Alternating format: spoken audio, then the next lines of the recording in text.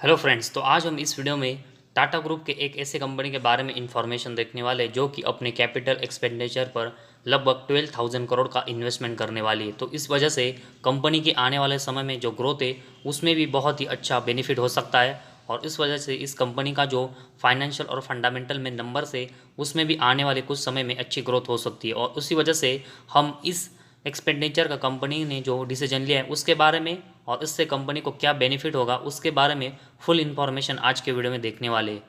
Tata group की जो company 12,000 crore का कैपिटल एक्सपेंडिचर स्पेंड करने वाला है उसका नाम टाटा पावर है। और ये कंपनी करंट फिस्कल ईयर में जो 12,000 करोड़ का कैपिटल एक्सपेंडिचर करने वाला है वो पिछले ईयर्स के कंपैरेटिवली अगर हम देखेंगे तो डबल्स का होने वाला है। और उस वजह से कंपनी की जो ग्रोथ है वो भी आने वाले समय में हमें और यहाँ से बढ़ते हुए देखने को मिल सकती है। और ये कैपिटल एक्सपेंडिचर कंपनी किस सेगमेंट के ऊपर स्पेंड करने वाली है वो भी हमें देखना पड़ेगा, क्योंकि इससे कंपनी की आने वाले समय में ग्रोथ है वो बहुत ही डिपेंडेंट होगी। तो ये कंपनी इस कैपिटल एक्सपेंडिचर को renewable distribution, transmission, solar equipment manufacturing capacity पर स्पेंड करने वाली है। मोस्टली अगर हम देखेंगे तो कंपनी रिन्यूएबल और उसके साथ ही में सोलर से रिलेटेड इक्विपमेंट है उसके ऊपर इस कैपिटल एक्सपेंडिचर का स्पेंड करने वाली है। तो ये कैपेक्स का जो यूज़ है वो कंपनी अपने फ्यूचरिस्टिक बिजनेस के ऊपर करने वाली है। और उस वजह से कंपनी की जो ग्रोथ है उसके ऊपर हमें कोई यहाँ पर डाउट नहीं है। और उसी वजह से कंपनी के आने वाले समय में जो ग्रोथ है वो यहाँ से और अच्छी हो सकती है। तो कंपनी ने फ्यूचरिस्टिक बिजनेस में कुछ टारगेट रखे और उसी टारगेट का जो ग्रोथ है वो करने के लिए कंपनी अपना कैपेक्स है वो कर रही है। और उसी वजह से इस कैपेक्स के इन्वेस्टमेंट के बाद हमें कंपनी के जो फाइनेंशियल और फंडामेंटल में उसमें भी एक अच्छी ग्रोथ देखने को मिल सकती है। और उस वजह से कंपनी का जो शेयर है वो भी हमें बहुत ही अच्छे से गेन होते हुए देखने को मिल सकता है।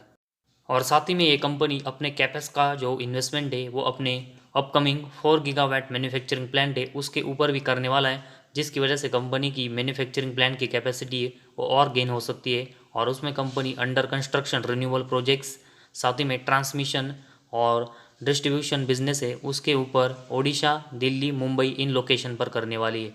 तो इन तीनों सिटीज़ में और साथ ही में कंपनी न्यू अपॉर्चुनिटीज़ है उसको भी हैंडल करने के लिए इस इन्वेस्टमेंट का यूज़ है वो आने वाले समय में करने वाली है, जिस वजह से कंपनी की जो ग्रोथ है उसमें एक बहुत ही अच्छी गेन हो सकता है। तो ओवरऑल कंपनी का जो 12,000 करोड़ का कैपेक्स प्लान है उसमें कंपनी रिन्यूएबल एनर्जी के साथ ही में न्यू अपॉर्चुनिटीज़ है उसमें भी ये इन्वेस्टमेंट करने वाली है, जो कि कंपनी के बिजनेस के लिए एक अच्छा साइन है।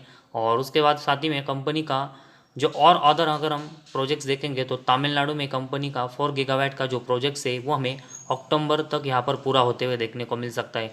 तो कंपनी कैपेक्स भी अच्छा कर रही है और कंपनी के करंटली जो ऑर्डर्स है वो भी अच्छे चल रहे हैं। और इस वजह से कंपनी की जो आने वाले समय में ग्रोथ है वो हमें बहुत ही अच्छे से देखने को मिल सकती है। तो कंपनी का कैपेक्स जितना अच्छा होगा, मतलब कंपनी की इन्वेस्टमेंट इन सेगमेंट में जितनी अच्छी होगी वैसे कंपनी के फंडामेंटल और फाइनेंशियल गेन होते हुए देखने को मिलेंगे।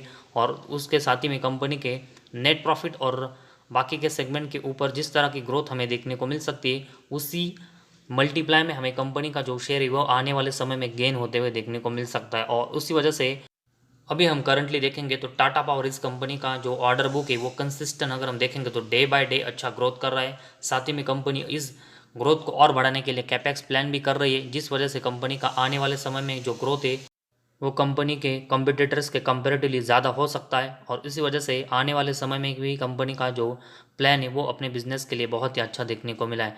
तो ओवरऑल कंपनी का ऑर्डर बुक बहुत ही अच्छा है। कंपनी आने वाले समय में अच्छा ग्रोथ करने के लिए कैपेक्स प्लान कर रही है, जिस वजह से कंपनी के फंडामेंटल और फाइनेंशियल जिस तरह अभी करंटली है वैसे हमें देखने को मिल सकते हैं। और उसमें कंसिस्टेंट अपनी जो ग्रोथ है वो कंपनी अपने कॉम्पिटिटर्स के कंपेरेटिवली ज़्यादा कर सकती है। और इन सब रीज़न की वजह से हम इस कंपनी में आने वाले 4 से लेकर 5 साल के लिए एक अच्छी इन्वेस्टमेंट कर सकते हैं। तो एक अच्छी इन्वेस्टमेंट हम इस कंपनी में इसीलिए करेंगे क्योंकि कंपनी का मैनेजमेंट अच्छा है, कंपनी का करंटली बिजनेस अच्छा है और कंपनी का फ्यूचर प्लान भी अच्छा है। तो कंपनी में अप एंड डाउन्स आते रहेंगे, लेकिन हमें शॉर्ट टर्म की नज़र से इस कंपनी में इन्वेस्टमेंट नहीं करना है। लॉन्ग टर्म की नज़र से अगर हम इस कंपनी में इन्वेस्टमेंट करेंगे तो जो हम 5 ईयर्स के लिए इस कंपनी में इन्वेस्टमेंट करने वाले उसमें हमें लॉन्ग टर्म में बहुत ही अच्छा बेनिफिट होगा।